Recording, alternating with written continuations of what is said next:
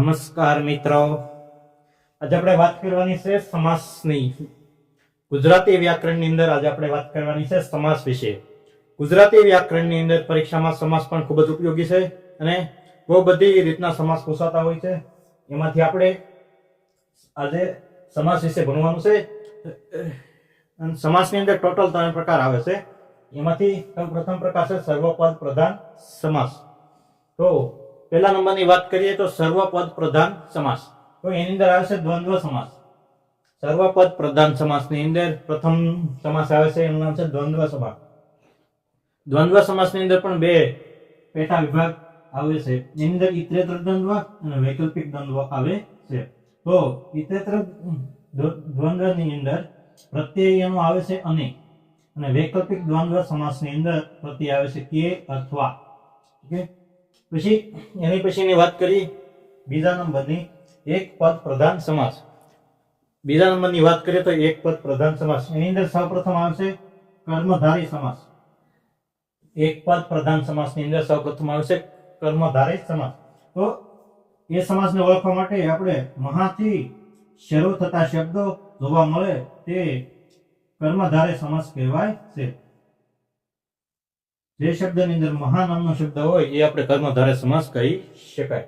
એની પછી આવે છે દ્વિગુ સમાસ, જે આપણો જાણીતો અને જૂનો દ્વિગુ સમાસ. તો એની અંદર શું હોય?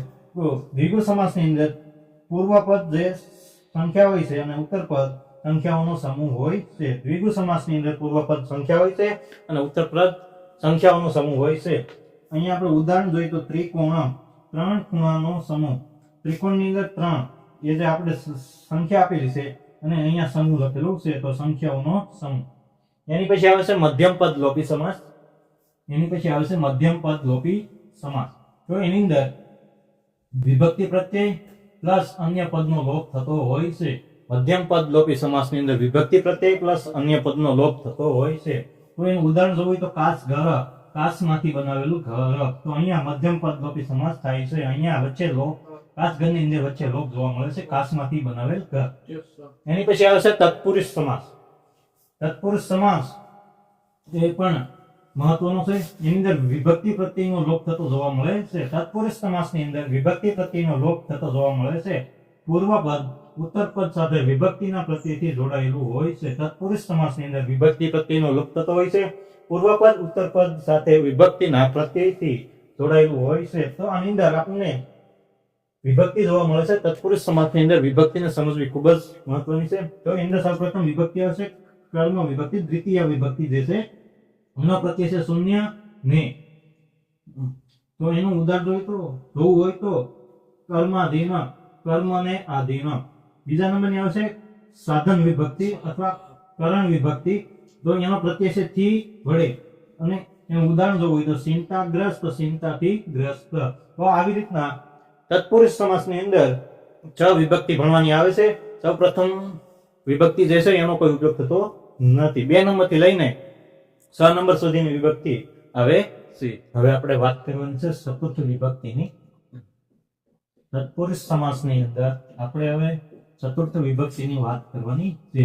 તો ચતુર્થ વિભક્તિની અંદર એનો પ્રત્યય છે માટે. ચતુર્થ વિભક્તિની અંદર નો પ્રત્યય આવશે માટે. તો અહીંયા આપેલ છે પ્રયોગશાળા. ચતુર્થ વિભક્તિનું ઉદાહરણમાં પ્રયોગશાળા આપેલું છે, તો પ્રયોગ માટેની શાળા. તો અહીંયા માટે જેમ પ્રત્યય આપેલું છે એમ અહીંયા માટે શબ્દ જોવા મળે છે. તો આપણે આને ચતુર્થ તત્પુરુષ સમાસ કહી શકાય. એની પછી આવે છે અપાદાન. અપાદાન એટલે પંચમી વિભક્તિ. તત્પુરુષ સમાસની અંદર અપાદાન એટલે કે પંચમી વિભક્તિ આવે છે. એના પ્રત્યય છે થી, થકી, એ. પછી અહીંયા ઉદાહરણ થી મુક્ત, તો અહીંયા થી જોવા મળે છે. એની પછી આવે છે સંબંધ વિભક્તિ, ષષ્ઠી વિભક્તિ. તત્પુરુષ સમાસની અંદર ષષ્ઠી વિભક્તિ એટલે કે સંબંધ વિભક્તિ. તો એનો પ્રત્યય નો, ની, નું, ના. તો અહીંયા ઘર, ધણી, ઘરનો, ધણી. તો અહીંયા નો જોવા મળે છે, જેમ કે અહીંયા નો આપેલો છે. એની પછી આવે છે અધિકરણ. અધિકરણ એટલે કે સપ્તમી વિભક્તિ. તત્પુરુષ સમાસની અંદર અધિકરણ એટલે કે સપ્તમી વિભક્તિ જોવા મળે છે. તો એના પ્રત્યયો છે માં, એ, પર. તો આ એના પ્રત્યયો છે કાર્ય, કુશળ. તો કાર્યમાં કુશળ. તો અહીંયા માં જોવા મળે છે, જેમ કે અહીંયા માં આપેલો છે. હવે વાત કરીએ બીજી વસ્તુની, તો ભાગવાળા શબ્દો પણ તત્પુરુષ સમાસ ગણાય છે. જેમ કે પૂર્વ હિન્દ, તો હિન્દનો પૂર્વ ભાગ તો અહીંયા ભાગ જોવા મળે છે. ભાગવાળા શબ્દ પણ તત્પુરુષ સમાસ ગણાય છે. અહીંયા પૂર્વ હિન્દનું ઉદાહરણ આપેલું છે, તો અહીંયા આપણને હિન્દનો પૂર્વ ભાગ જોવા મળે છે. તો અહીંયા ભાગ નામનો શબ્દ આવે છે, તો આને પણ આપણે તત્પુરુષ સમાસ કહી શકાય છે. કોઈ પણ શબ્દની અંદર આવો ભાગ નામનો શબ્દ જોવા મળે તો આપણે તેને તત્પુરુષ સમાસ કહી શકાય છે.